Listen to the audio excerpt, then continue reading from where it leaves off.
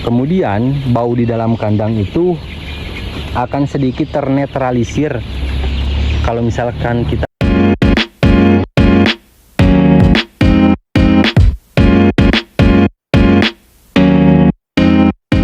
Halo guys, balik lagi di channel Peternak Gaul. Nah, pada video kali ini saya ingin share lagi seputar budidaya ayam pejantan. Dan di sini ayam pejantan saya sudah berusia 33 hari.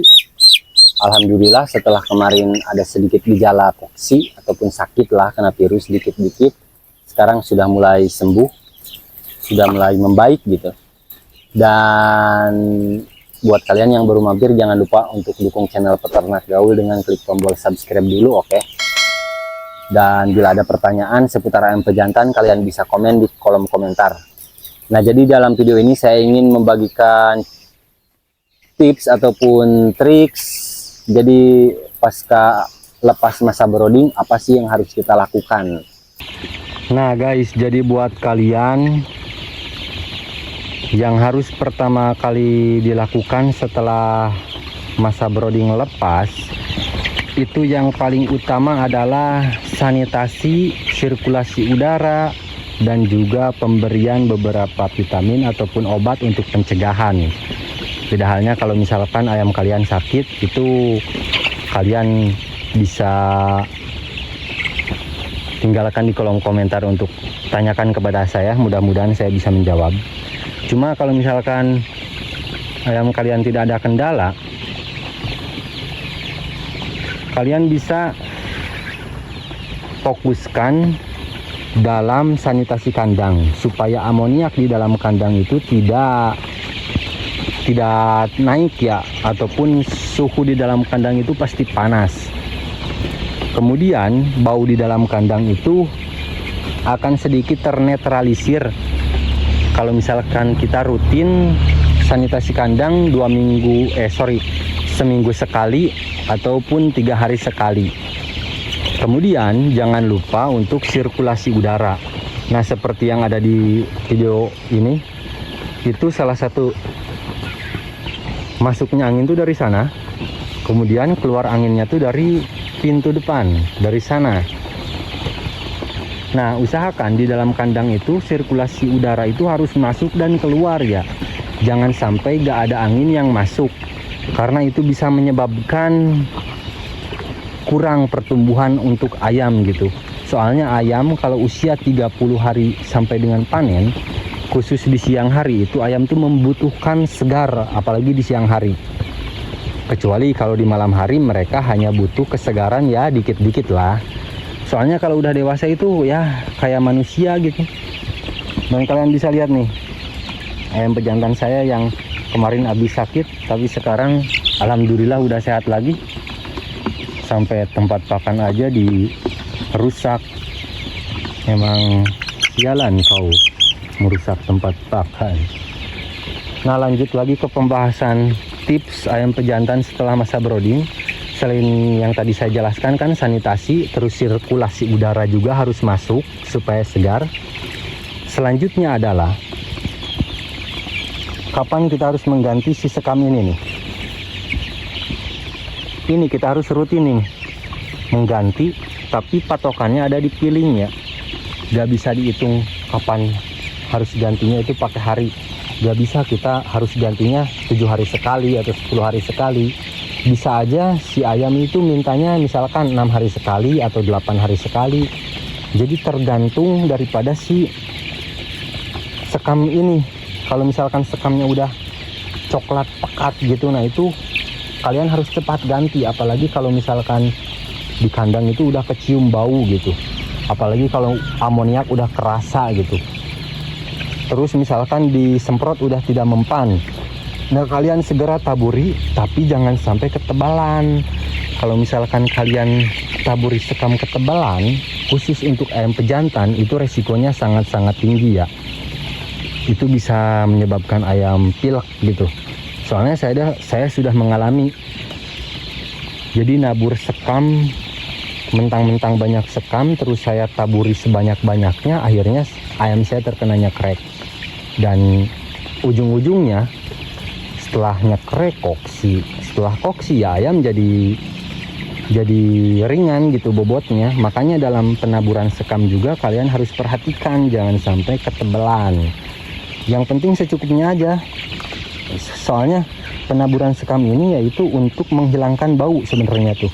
Tujuannya untuk menghilangkan bau. Jadi ditutup dengan sekam baru, jadi tidak, si baunya itu tidak menyengat gitu, bakalan harum sekam nantinya tuh.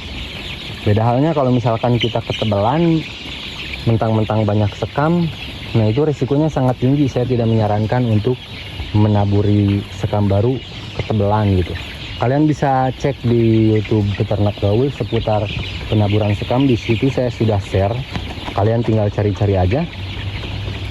Dan langkah selanjutnya itu vitamin ataupun obat. Untuk obat, kalau misalkan usia 33 hari itu di kandang saya belum full semuanya ke atas ya.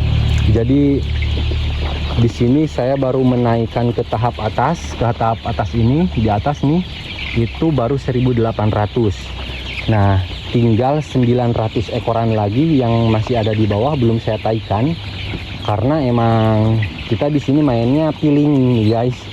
Jadi kalau misalkan di bagian bawah ini belum penuh, masih longgar, itu jangan langsung ditaikan ya.